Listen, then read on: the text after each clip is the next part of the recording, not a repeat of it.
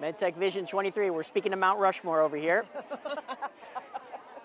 The beginning of everything. When you look at all of this and you see all the people who won't leave, how does it make you feel?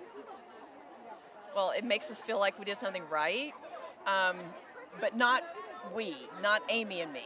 Yeah. This entire community of people who have come together to have different conversations about very serious things, about how we move forward in the medtech sector around topics of health equity. How do we make it better? How do we do something different tomorrow than we did yesterday or the day before? And that makes us really proud. Yeah, and I would say the other thing is on the we topic, the we is a different we than it's been in the past.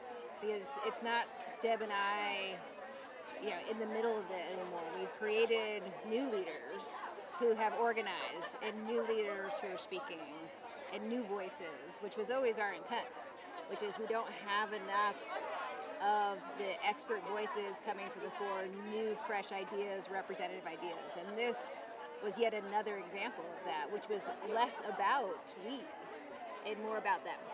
Y'all seen Hamilton? Yeah. Yes, of course. My favorite song is Teaching Them How to Say Goodbye, and the way that you all have handled this with such a low amount of ego. I mean, most people, when it's their idea, there's a lot of this. And instead, you guys open up the circle and turned it over to your babies, basically over to other people. Was any of that hard?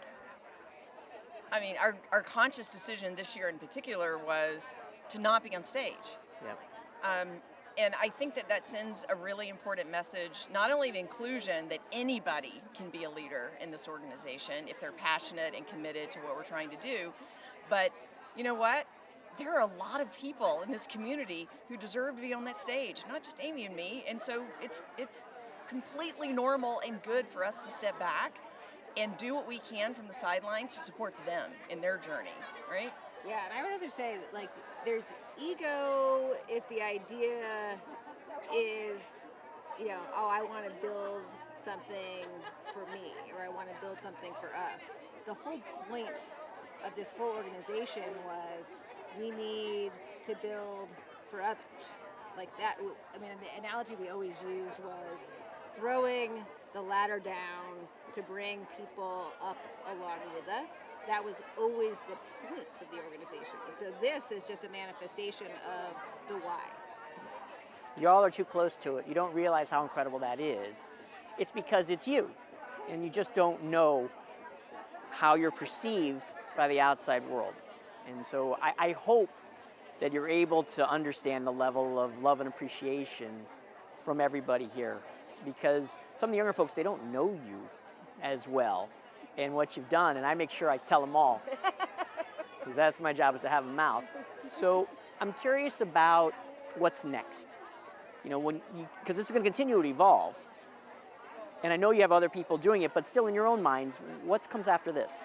So one of the, I think, important signals of success and growth for MedtechVISION and MedTech Women was evident today when it was asked in the room, how many of you have been here before? And more than half of the room didn't raise their hand, right? It was the inverse. It was the majority of the room that had only been here once, and that was today. That is a huge sign of success for what we're trying to do, which is broaden this different conversation that we're having. And so what's next, in my mind, is continue to broaden it.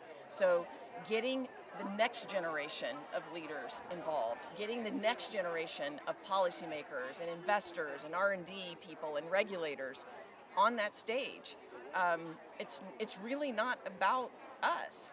We were just the ones that picked up the mantle in the moment to do something about a problem that we saw, because we had the ability to do something about it. And if that alone is an example to other people, that's huge success, right? Not for us, but for this entire community and for patients ultimately.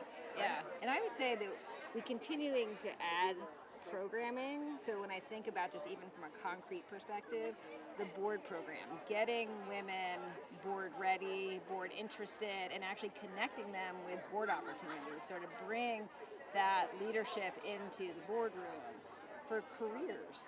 Like, conversations I've had at this cocktail party, like, how can we do this simply, where we can identify and match people, elevate, hey, this is an opportunity, so people in our membership group that's ever expanding can see what's available to them. And so that's really the kind of thing, like, can we continue to elevate these group of people and their expertise more and more? Well, Amanda said it, I thought, eloquently when they asked about speaking, and if you can't, then give 2 other women, and same thing with board seats. If you can't do it, your plate is full, 2 other women that could. I mean, that should be just a mantra.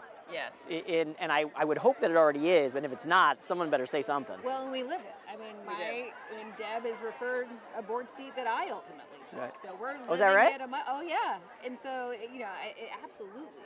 And I think I love that she pointed that out, because I think that is so important. Because again, the whole focus of the origin story of this was, can we bring this talent into the spaces of decision making? And this conversation about health equity was about that too.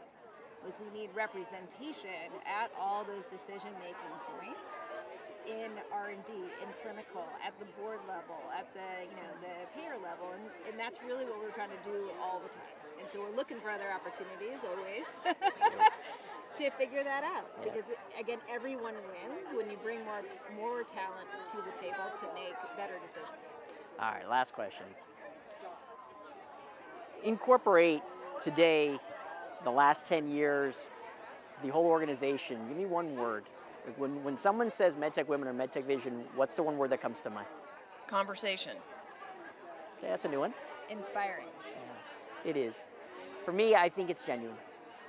Everybody here was authentic. They were telling stories about themselves they probably never told out loud to anyone else, into a room of 250 people, and then breaking down and crying and then laughing. It was. I don't think I've ever been in a room like that, and you all created that. It's a safe spot. There is something disarming that happens. You're right, Matt, and I don't know what that magic thing is, but it does happen in that room, and it seems to get better and better every year, which means I think the organizers are doing a better and better job every year of creating an environment that people feel vulnerable and they feel authentic, and they feel comfortable in that conversation of authenticity about what's really going on in medtech and what they can consider doing to change it.